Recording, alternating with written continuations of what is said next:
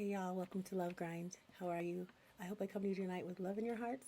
Love is in mine for love for myself, which is A-okay because I am single, like a lot of us are. Okay, I just want to let you know, thanks for all the support. We just reached 300 listens on the podcast, and I'm so excited about that. Please get on Facebook, Love Grind, or Instagram, Love Grind, and look at our page. Like this video, and please subscribe. I would love to see you there, love bugs, okay? Tonight, we're going to have a short video about codependency partners, and so let's get right into it. You'll see me refer to some notes just to make sure I got everything down. Okay, so I like to put my self-experiences into the video and into the podcast to let you know that I have experienced some type of heartbreak and some type of codependency. I believe I was a codependent partner in our relationship, always doing everything around that person. And that's what codependency is. When you fashion yourself and your actions all upon that partner and that person, it's more than just clinginess. It's really detrimental for that other partner if they can't meet your needs, okay? There's a lot of anxiety and a lot of guilt that comes into it, all right? And it usually stems from like childhood abuse or your parents let you know that your needs were not important. So in adulthood, that comes out and you're codependent. So please get some professional help if you see any of these traits we're going to go over tonight, okay? So I just got out of a long relationship and it was horrible at the end. I mean, just horrible. I was so very heartbroken. But he also taught me some wonderful, wonderful things about being a person and a woman in our relationship. And I'm very grateful for that to him. So that's why it was so hard for me to realize that he wanted out of the relationship and he was in another relationship and he was happy maybe. That was terrible, and it still is kind of hard for me. But at some point, you have to learn how to let that go, okay? So the other person likes to be needed. So you get into a relationship with someone who likes to be needed or likes to fix people. And that's a cycle. It becomes a codependent cycle. In a dependent relationship, two people are able to meet each other's needs in a loving way, okay? There's not one person doing most of the work and the other person sucking it all up, okay? In a dependent relationship, they're able to separate and then come back together and communicate and be happy that they've had that time alone. But in a codependent relationship, you don't have any other outside interests or any outside activities or hobbies that you're doing because you're centered all around that person, which is your partner or your brother or your sister or your mom. It doesn't have to just be a romantic relationship, okay? So if you see any of these signs, please, and if you don't have any insurance, there's tons of low-income plans that help you get counseling, group counseling, one-on-one counseling, or there's tons of online groups or in-person groups that don't cost anything at all. So make sure that you reach out and you get some help if you can, or if you need to talk to somebody, because those feelings from childhood are in there still, and it does come out into adulthood, okay? In a codependent relationship, the codependent person feels worthless unless they're meeting the needs of the other partner. And you shouldn't have to feel worthless at all. Here at Love Grind, we're big on self-love. And self-love includes all kinds of other stuff, not just taking a bath or washing your hair. It means being emotionally available and emotionally mature. And it means setting boundaries for yourself and sticking to them. Those are all components of self-love, and we're big on that here. So you make sure that you're doing that. I think that when people ask me what I'd like to do after my relationship, I had answers, but it was still all just wrapped around him somehow, like my painting. He was my biggest fan, and now he was gone, and so I wouldn't paint.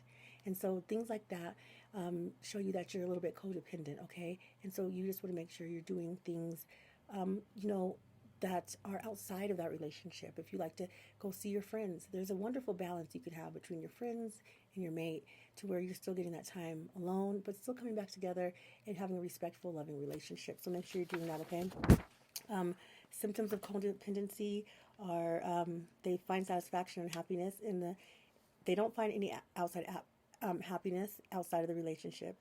They stay in the relationship even though they know it's not the best thing, okay? They do anything to please and satisfy their partner. They feel constant anxiety about meeting those partner's needs, and it does bring a lot of anxiety.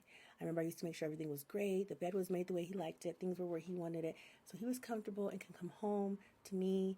I still ended up single, so make sure you're doing things for the both of you, not just for the other person.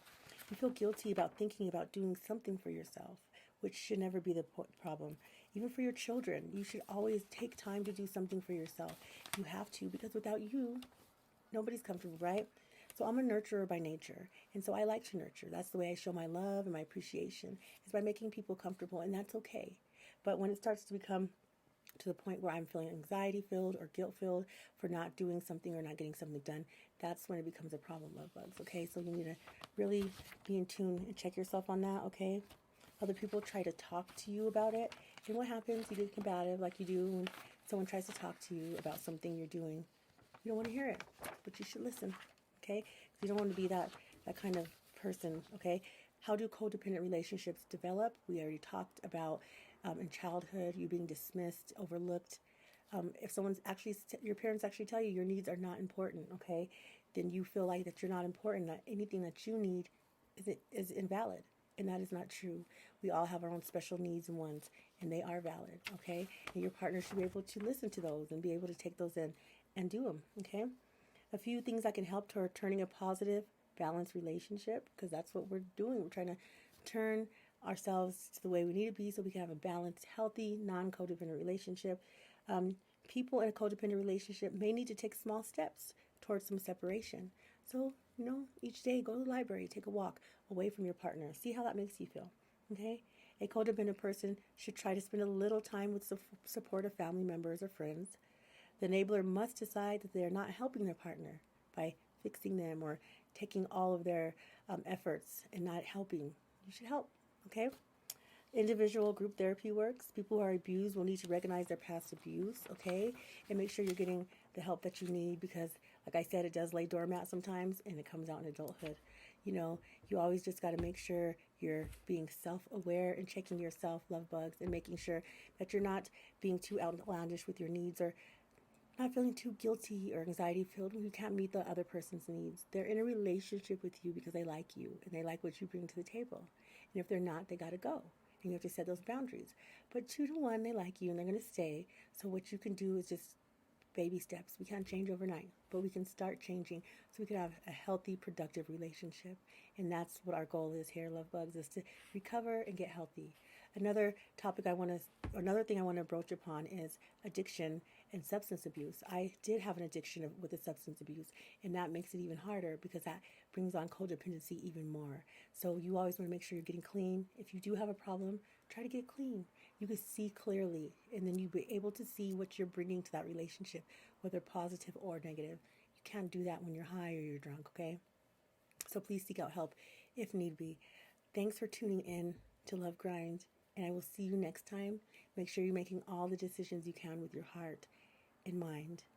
Until next time, love bugs, I'm out.